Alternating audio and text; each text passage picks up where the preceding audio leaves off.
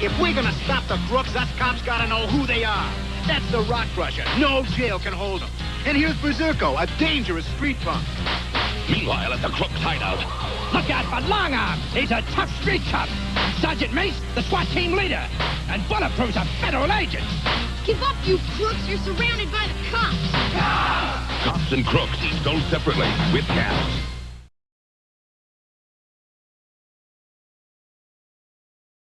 What's up, my ninjas? I'm Strident, and I am finally back with another Cops toy review. This time we're reviewing Roadblock and the Highway Interceptor. This was the first Cops figure I ever got. And I was so geeked to have them.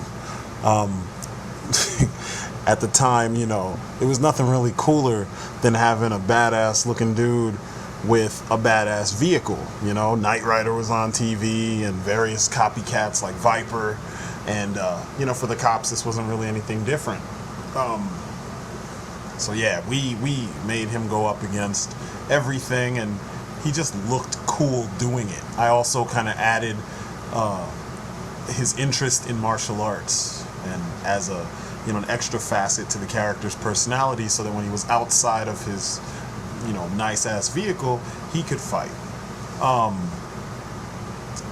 Like really good. He could fight better than the other guys. The actual car itself is fairly cheaply made in comparison to things that we've gotten before, or I should say things we've gotten in recent years. It's kind of just like a hollow cast almost, and almost like they poured the plastic over top of something to create the shapes that we got that make up the vehicle, because underneath it is nothing. The shape is really nice. It's kind of weird to get a vehicle for your 5 to 6 inch scale. I mean, they're 6 inch scale figures, so it's kind of strange seeing a vehicle for this scale. I mean, it's a 1-seater. It would have been cool if it was a 2-seater like in a cartoon, but you know, no complaints there. It had this cool spoiler gimmick, and there was a barricade that you could drop off that was cap. It fired caps, I guess. I didn't like it. I have it somewhere. That piece didn't stand the test of time, so I just was like, fuck it. I didn't use it when I was a kid. The cool thing is you could kind of fold down the spoiler to protect the back end of the vehicle, you know, in case it's some type of daring, you know, chase. You want to end the chase and cut them off, and you know, use the back end of your vehicle. It could work. So, you know, this thing kind of looked like it was primed for car combat. And I like the stickers. Very simple, very comic book. They didn't look like they were made to look real. They look more like they were made to look like this thing came out of a comic book with all the hard and thick black lines, you know. Nice wheels that kind of look like a sheriff's badge. Not much to complain about, but white wheels. You rarely ever see that on figures. I mean, on vehicles, you know, that go along with the figure. This thing looked like it was supposed to be really fast, and I guess those racing wheels with the kind of star formation and you know, rim piece looks, I don't know, it works really well. Once again, the dark lines, black lines, all that line work on the various details, including the badge. And this looks kind of like a generic badge that you would see even on police cars today. It just wouldn't say cops, you know. The interior is pretty nice too. A lot of cool sculpting. There's actually a steering wheel for Roadblock to hold on to, and there's little, I didn't get a good enough image of it, it's in shadow, but where his right hand is resting, there's a panel, several panels with buttons and switches and stuff. So, you know, you get the impression that form follows the function. It's not just there for the sake of being there. It's actually part of the mechanisms that work. Maybe the gun, maybe just to flip on the siren, communication devices. I pretend that the gun, once activated, has like voice command mode, and it's a serious gun. I mean, it almost seems like overkill. It's a big ass cannon, and it's so close to his head. He's probably got issues hearing, you know, but I would imagine it would shoot something other than live ammunition. You know, it would probably shoot maybe taser rounds or something, because I just don't see police running around with a big-ass cannon on their highway patrol car, you know what I mean? Or squad car, depending on, you know, it's a hybrid squad car, so depending on how you see fit to use it, maybe it's strictly for the highway patrol, or maybe it's for your cops in general, because second season of the show, this was the primary mode of transportation for the cops, gun and everything, except in the show it's a two-seater. The gun actually has two handles, and there are places for various cops or crooks, I guess, if they steal it, to stand up and actually use this gun. This was the part that I didn't like about it, but when I was a kid, we loved it because my brother had a cop. He had long arm, and I had, Roadblock, so we could work together that way, and it was kind of cool. But I think it's kind of insane. I mean, granted, these cops are supposed to be like super cops, and they're supposed to be so awesome at what they do that this is just another thing. It's just normal. I still feel like it's a last resort. So, in my cops verse, you don't have them necessarily standing on the back of this. You would have them on the back of the Ram, which I'll show you in a comparison later on. But, it does look pretty badass, you gotta admit. That's a serious cannon. That is a serious cannon. I ended up with two of these things because one came in the lot that I bought that had all the other vehicles, and then the other one came with Roadblock in like mint condition. So what I did was I customized the first one I got and took the gun off because the gun was in bad shape, and I was like, I always had issues with the gun because it got in the way. I mean, granted, you could turn it so that you could put your figure into the cockpit, but it just seemed like the gun was just kind of, I don't know, improbable. It just didn't fit. It made it look more like a toy and less like an actual squad car. I mean, granted, it already is kind of like a giant go-kart. It just seemed like it made sense for me to make one of them a regular squad car and have one with the gun, so you could see, this is the combat ready version, and the other one is the, functional, cops mode of chasing down crooks the way you would, as opposed to shooting them. If they're going to shoot them, I guess they could use their guns, So instead of putting the gun there and the stand there, I just took the stand out, took the siren off the top of that, and then super glued it to where the hole is for the gun to sit. And it works. It looks cool. It's never in the way when you're playing with the thing. If it falls and whatnot, it's not long enough to get chipped off, and it just worked out. And I like the way that looks. It makes it look more official, more like an actual police vehicle and less like a toy. Here it is compared to the Ram, and the Ram was my favorite vehicle, and I have hardtop in there finally.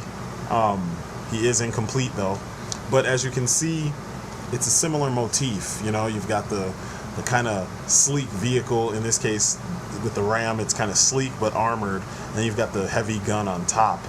But if you position your cops figures, excuse me, it's kind of late, I apologize. If you position your cops figures the right way, it actually looks good with the Ram cycle. I have long arm kind of kneeling and holding onto the gun, because strangely enough, for every gun you're supposed to have them standing up, and the way that they want you to have them stand, it just makes it look like something improbable, something that you wouldn't actually have some living person actually do.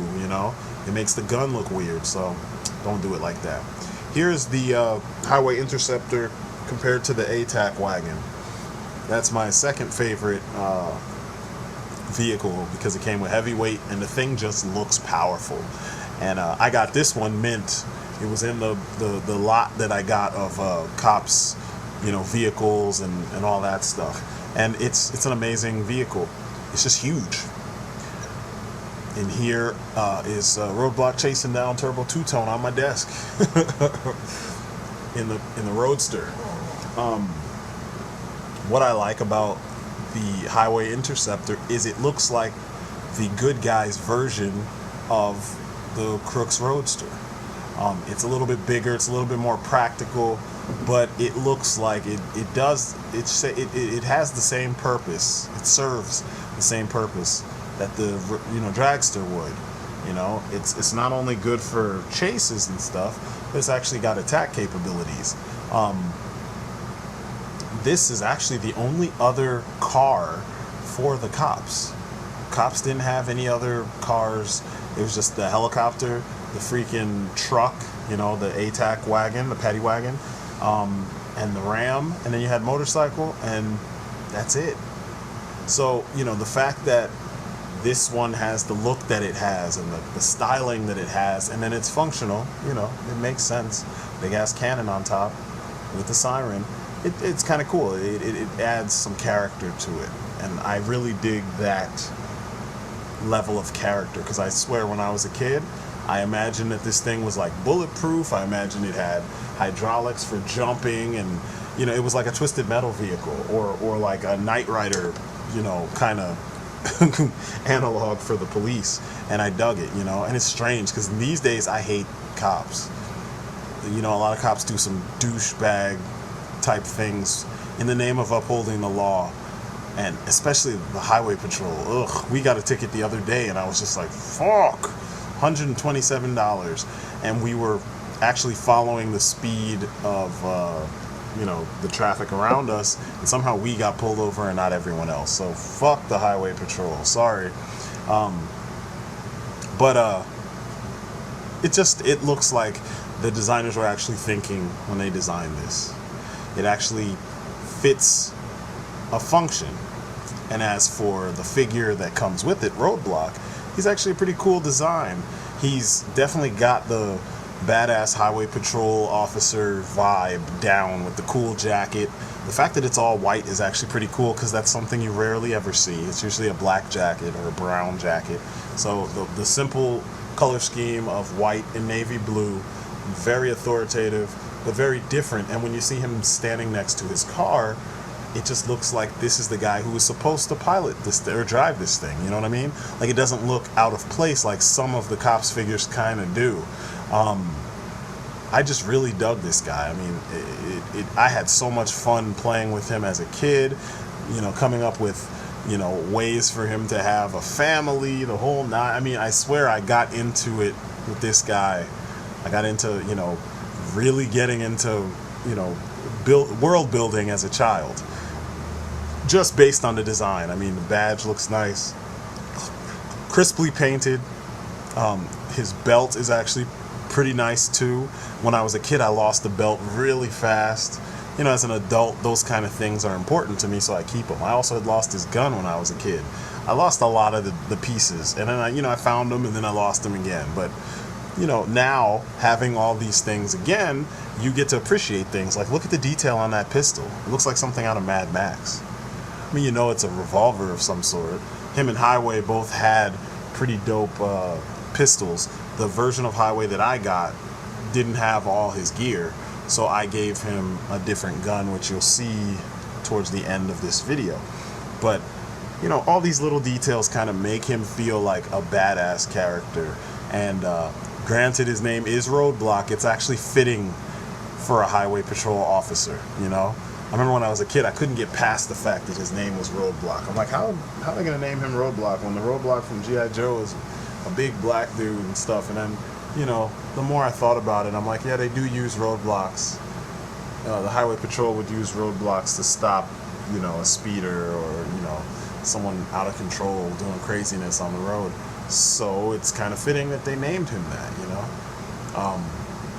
Once again, the sheath or holster, on his belt, it was very well made, and it's made in a way that actually hugs the form of the gun, so that the gun is not really going anywhere once you have it in there. And that's something I love. I love weapon storage. I'm a stickler for it. It's actually one of my favorite things about the Masters of the Universe classics, is that they have so much weapon storage on all the figures. Dude's boots are pretty nice. It's like spats over top of navy blue combat boots of some sort. And I dig it. I think it looks really good. He looks the part. He's all clean, and he looks like he would be one of those really anal really anal, I guess I shouldn't say that, really OCD, you know, everything in its place type, you know, people. And here's Highway with the gun I gave him in place of the one that he was supposed to have. The one he actually came with was just a shorter version of this particular Beef Eater, and it was black. I figured since I don't know what happened to my Vash the Stampede figure, I had the McFarlane one and I had the one from Kyoto, I think it was, or Kubota Kia. I just figured I'd use it with him. And as you can see, they look badass. They look very much like they were cut from the same cloth, both, you know, graduates of the same patrolman school, and, you know, now they're both members of C.O.P.S. And I like that, you know. I might even play that into their plot, you know. But this figure's just made of wind. If you get around to it, if you ever see him, if you're interested, if you, you know, you just have, you know, a little hankering for 80s toys, this is a definite good one to pick up. You know, everything works well together, from the colors to the design to the function, and you really can't ask for more. So pretty much this has been my review of Roadblock and the Highway Interceptor. It's all win. Peace outside. Take a good look, man. I want you to know what you're up against. Here's Big Boss, leader of the Crooks. Meanwhile, at the Crooks' hideout, Learn this face. Sundown for the sheriff. C.O.P.S and Crooks sold separately with cap guns and caps.